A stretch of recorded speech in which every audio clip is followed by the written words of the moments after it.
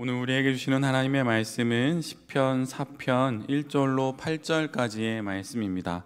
시편 4편 1절로 8절까지의 말씀을 한 절씩 교독하고 마지막 절은 같이 보도록 하겠습니다. 제가 먼저 봅니다. 내 의의 하나님이여, 내가 부를 때에 응답하소서. 곤란 중에 나를 너그럽게 하셨사오니 내게 은혜를 베푸사 나의 기도를 들으소서.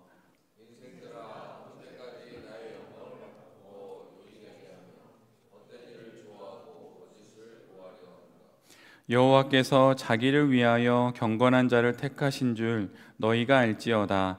내가 그를 부를 때 여호와께서 들으시리로다.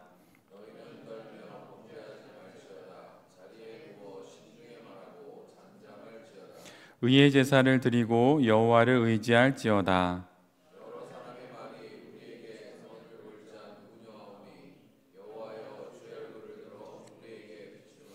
주께서 내 마음에 두신 기쁨은 그들의 곡식과 새 포도주가 풍성할 때보다 더하니이다. 내가 평안히 눕고 자기도 하리니 나를 안전히 살게 하시는 이는 오직 여호와이시니이다. 아멘. 오늘은 시편 4편의 말씀을 갖고 사업의 탄식 속에라는 제목으로 함께 하나님 말씀을 나누도록 하겠습니다. 오늘 우리가 함께 보는 시편은 개인의 탄식의 시입니다. 이 시는 압살롬의 반란과 관련해서 다윗이 기록한 시로 많은 신학자들이 이야기를 하고 있습니다. 여러분도 인생을 살아가면서 한두 번쯤 아니면 그거보다 더 많이 한숨을 쉬시거나 탄식을 내뱉으신 적이 분명 있으실 것입니다. 혹시 그때 어떠한 경험을 하시게 되시나요? 신앙이 있는 우리들이 경험하는 탄식과 신앙이 없는 이들이 경험하는 탄식은 분명 다를 터인데, 여러분의 탄식이 있는 그 자리에 여러분의 탄식은 하나님께 어떻게 올려드려졌었습니까? 탄식이라고 하는 것은 말이 끊긴 자리에서 나오는 말입니다. 그리고 그 자리에서 내뱉는 영혼의 마지막 호흡과도 같은 것이지요. 말 한마디 할 수 없는 그때 탄식은 모든 말을 대신합니다. 오늘 본문의 시인은 그 탄식으로 의의 하나님을 부릅니다. 자신이 내뱉을 수 있는 마지막 호흡으로 그는 하나님을 부른다는 것이에요. 시인이 하나님을 의의 하나님이라 부르는 것은 지금 자신의 삶이 불의함을 직면하고 있기 때문입니다. 삶 가운데 불의한 상황을 맞이하게 되었기에 의의 하나님을 부르는 것이죠. 시인은 의의 하나님께서 자신의 과거의 어려움, 즉 압살롬의 반란 속에서 구원해 주셨듯이 지금의 이 곤란 중에서도 너그러이 은혜를 베푸셔서 거뜬히 구원해 주시기를 간절히 간구합니다. 지난 시간 삶의 고비마다 도우시고 지키셨던 의의 하나님의 손길에 대한 그의 기억이 지금의 환난 가운데서도 하나님을 바라게 하고 상황을 인내할 수 있는 힘이 되는 것이지요. 뒤돌아 과거를 보니 현재를 신앙으로 읽어낼 영혼의 눈이 밝히 열린 것입니다. 시인처럼 지난 시간 내 삶 가운데 계셨던, 그리고 지금 계신 의의 하나님을 바라보는 것이 바로 성도의 힘입니다. 우리가 가지고 있는 어떤 학벌이나 어떤 자산이나 어떤 능력이 우리의 힘이 아니고, 과거에도 그러하였고 지금도 그러하신 나를 도우시는 의의 하나님을 바라보는 것, 그것이 바로 그리스도인의 힘입니다. 그런데 시인처럼 하나님의 의를 의지하는 이들도 분명 있지만 이들과 반대되는 이들도 있습니다. 오늘 본문은 이런 자들을 가리켜서 인생들 이렇게 지칭합니다. 인생들, 세상에 내놓으라 하는 사람들, 유력자들은 하나님의 의로움을 구하는 것은 헛된 일이고 무익하며 심지어 욕된 일이라고까지 말합니다. 혹 위기 앞에, 어려움 앞에 있는 여러분 가운데 혹시 이런 마음을 품고 계시진 않은가 모르겠습니다. 이 문제를 풀어갈 분은 의의 하나님이 아니라 실력이 있는 사람, 능력이 있는 사람, 나의 사업에 돈을 대어줄 수 있는 사람, 그런 사람들이 나에게 힘이 되는 것이지 의의 하나님이 무슨 힘이 되는 것이냐고 혹 질문을 갖는 분이 계시다면, 오늘 본문이 말하는 인생들, 하나님을 의로 삼지 않고 하나님을 힘으로 삼지 않는 그들과 같은 것입니다. 그렇다면 오늘 본문에서 인생들, 하나님이 아닌 것을 힘으로 여기는 그 사람들은 왜 하나님의 의로움이 헛되다고 말하는 것일까요? 그것은 장황하게 설명할 필요 없습니다. 이유는 단 하나이기 때문이지요. 그들에겐 믿음이 없기 때문입니다. 그리고 이것은 생소한 일이 아닙니다. 예전에도 그러했고 지금도 그러할 것이며 앞으로도 이러한 사람들은 우리 모두가 보게 될 것입니다. 사도 바울이 고린도에 있는 그 고린도 교회의 성도들에게 말했듯이 십자가의 도가 세상 사람들에게는 미련한 것으로 취급받았는데 2000년 전 그랬듯이 지금도 그러한 것이고 또한 장래에도 그러할 것입니다. 그러나 시인은 분명하게 말합니다. 의의 하나님을 부르고 그분의 은혜를 구하는 것이 바로 자신의 힘이고 자신의 영광이라고 시인은 고백합니다. 십자가의 도가 구원을 받는 우리에게는 하나님의 능력이 된다고 말했던 사도 바울의 이 고백을 우리 모두는 믿음으로 받지만 믿음이 없는 이들은 이것을 믿음으로 받을 수 없고 또 그들의 인생의 기준으로 삼을 수 없는 것입니다. 그렇다면 사업의 탄식 속에서 우리가 구해야 하는 힘과 우리가 바라봐야 하는 영광은 무엇입니까? 사업가, 특별히 기독 사업가가 구하는 영광은 이 땅에서의 우리의 전 생애를 지나 영원에 이르는 영광, 즉 의로우신 하나님과 그분이 베푸시는 은혜, 이것이 바로 우리의 힘과 우리의 영광입니다. 우리가 바라보는 바로 이 영광의 빛 아래에서 우리 사업의 다양한 형편과 상황들을 바라보게 될 것입니다. 밝게 빛나는 태양의 빛 아래 세상의 모든 것들이 그 모습을 그대로 드러내듯이 우리의 영광이신 하나님의 그 빛 아래에서 우리의 사업은 온전히 밝혀질 것입니다. 오늘 성경은 하나님의 영광을 구하는 자들을 가리켜서 한마디로 이렇게 정의합니다. 경건한 사람들. 오늘 본문 3절의 말씀입니다. 여호와께서 자기를 위하여 경건한 자들을 택하신 줄 너희가 알지어다. 내가 그를 부를 때에 여호와께서 들으시리로다. 의의 하나님을 자신의 영광으로 삼은 자들을 하나님께서 경건한 자라고 부르십니다. 의와 경건이 짝을 이루는 것이죠. 의의 하나님과 경건한 인생을 살아가는 그리스도인과 서로 짝을 이루는 것입니다. 우리가 하나님께 드릴 수 있는 최고의 사업이 무엇입니까? 우리가 하나님께 올려드릴 수 있는 최고의 사역과 목회가 무엇입니까? 그것은 바로 신자의 경건입니다. 그런데 오늘 본문은 그 경건이 무엇인지 우리에게 이야기합니다. 그 경건이란 의의 하나님을 자신의 영광으로 삼는 것, 바로 이것이 신자의 경건입니다. 의의 하나님 앞에 내가 얼마나 짝을 이룰 만한 경건한 사람인지 늘 뒤돌아 보아야 합니다.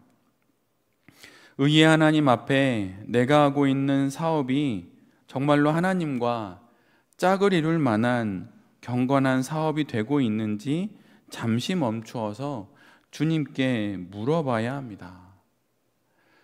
여러분, 목회를 하는 목회자에게 거의 저주와 같은 덕담이 있습니다. 그것은 성령 받지 말고 목회나 하라는 것이에요.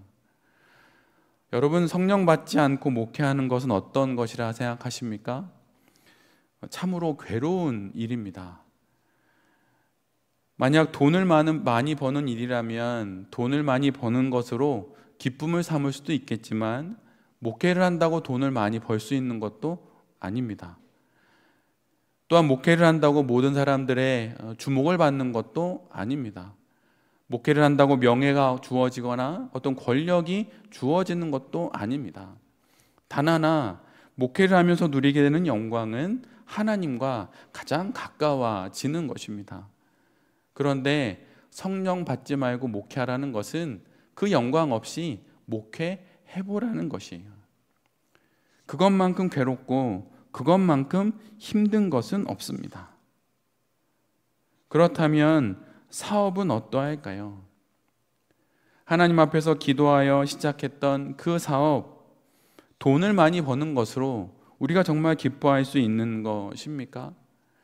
그 사업을 통하여서 이전에는 20명 정도와 함께했던 사업이 어느새 2,000명과 함께하는 대기업과 같은 사업이 되면 그것이 우리에게 영광이 되는 것입니까? 여러분, 결코 그런 것이 아닙니다. 잠시 제 이야기를 해드리면, 제가 서울대에서 박사과정 공부를 할 때 박사들만 머무는 기숙사가 따로 있었습니다. 근데 밖으로 잘 알려지진 않지만 한 학기에 1명 정도 스스로 목숨을 끊습니다. 그들은 졸업만 하면 웬만한 대기업, 웬만한 사회적 지위를 가질 수 있습니다. 그런데 왜 스스로 목숨을 끊는 것입니까? 이 땅의 것들이 그의 영혼의 영광이 되지 않기 때문입니다. 우리가 사업을 하든 공부를 하든 아니 그 이상의 것을 하든 만약 이 땅에 눈에 보이는 것이 우리의 영광이라면 그것은 결국 천국 앞에서 아무것도 아닌 영원한 불에 타버릴 지푸라기에 지나지 않습니다.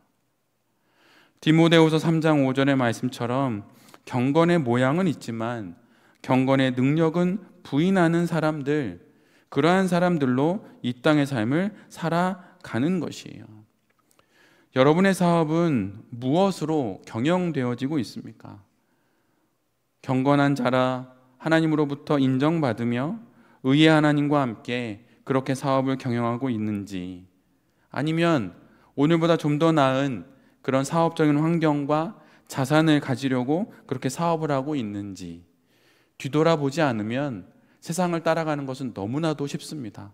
그것은 마치 앞에 말씀드린 것과 같은 것이에요. 성령 받지 말고 목회나 하라. 성령 받지 말고 돈이나 많이 벌어라. 이런 이야기와 똑같은 것입니다. 경건은 희미해지고 사업의 앞날을 활짝 열어줄 그 도우심만을 구하고 있는 것은 아닌지 생각해 봐야 하는 것입니다. 겉으로는 경건을 흉내내지만 정작 그 안에는 경건의 능력이 없는 그런 자가 되어 의의 하나님의 능력만을 빌려서 사용하려고 하는 것은 아닌지 뒤돌아봐야 하는 것이에요. 야고보서 1장 26절에 이런 말씀이 있습니다. 누구든지 스스로 경건하다 생각하며 자기 혀를 재갈 물리지 아니하고 자기 마음을 속이면 이 사람의 경건은 헛것이니라. 이 말씀처럼 의와 하나님과 짝을 이룰 만한 경건이 내게 있는지, 또한 내 사업이 그렇게 되고 있는지 늘 뒤돌아보아야 할 것입니다.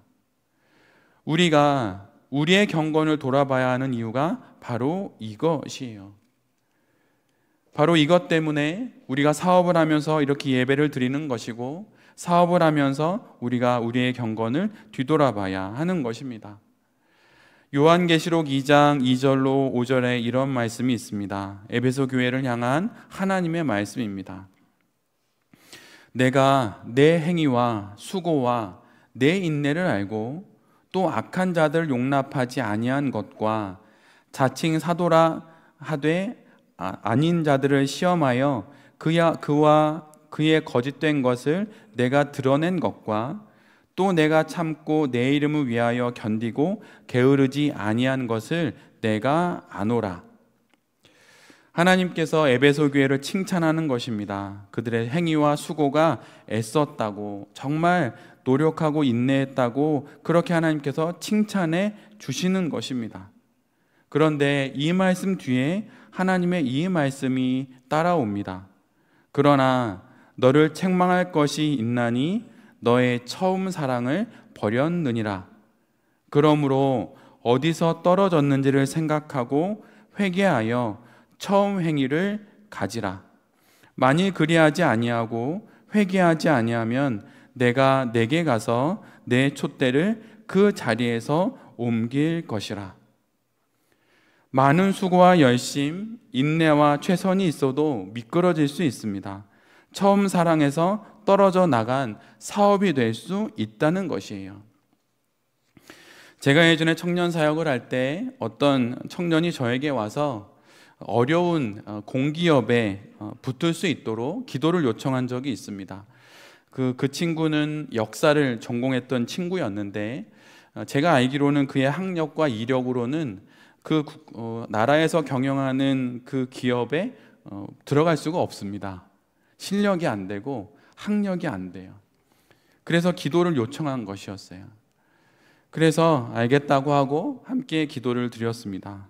그런데 은혜로 그 국책연구소에 붙었어요. 와서 저에게 얼마나 기쁘다고 말하는지 정말 그 모습을 보고 저도 정말 많이 기뻤습니다. 그래서 함께 청년부에서 예배를 드렸는데 3개월쯤 뒤쯤에 그 청년이 교회에서 보이질 않는 것이에요. 나중에 수소문해서 알아보니 신앙을 떠난 것이었습니다.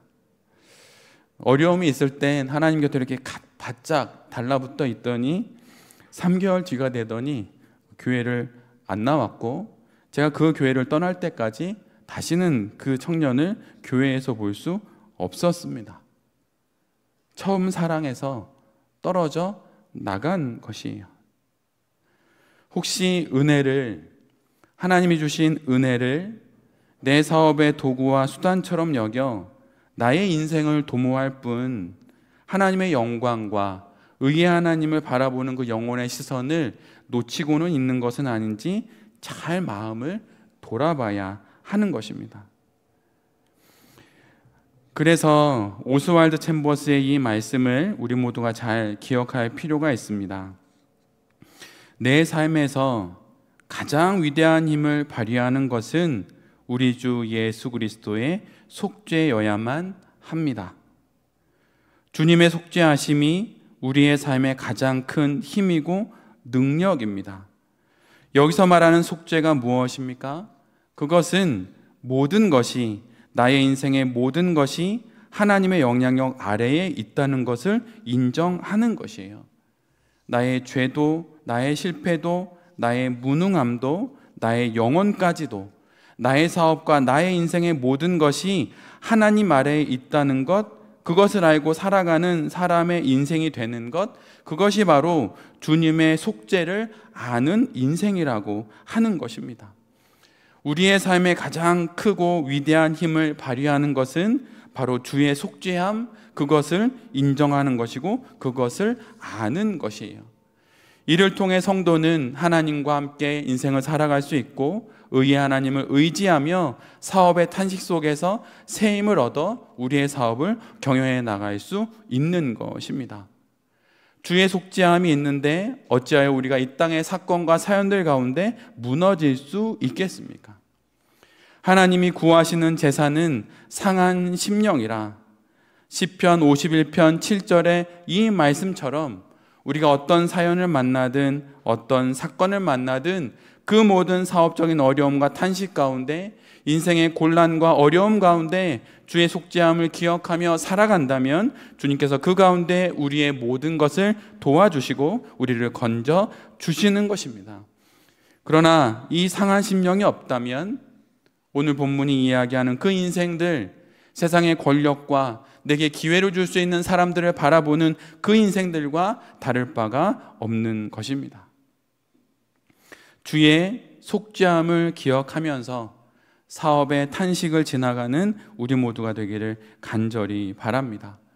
주님께서 도와주실 것입니다. 주의 얼굴을 구하는 그 사람에게 주님께서 길을 열어 주실 것입니다. 주의 얼굴을 구한다는 것이 어떤 뜻입니까? 주의 얼이 깃든 골짜기를 내가 걸어갈 나의 길로 삼는다는 것입니다. 하나님의 얼, 하나님의 정신, 하나님의 뜻이 흐르는 그 골짜기를 내 삶과 내 사업이 걸어갈 그 길로 삼는 것이 곧 주의 얼굴을 구한다는 것이에요. 우리의 인생에 기회를 주시는 것은 하나님이 하시는 것입니다. 내 사업의 길을 열어주시는 것도 하나님이 하시는 것이에요. 그러니 하나님께로 돌아가십시오. 그 앞에서 사업의 길을 다시 열어가십시오.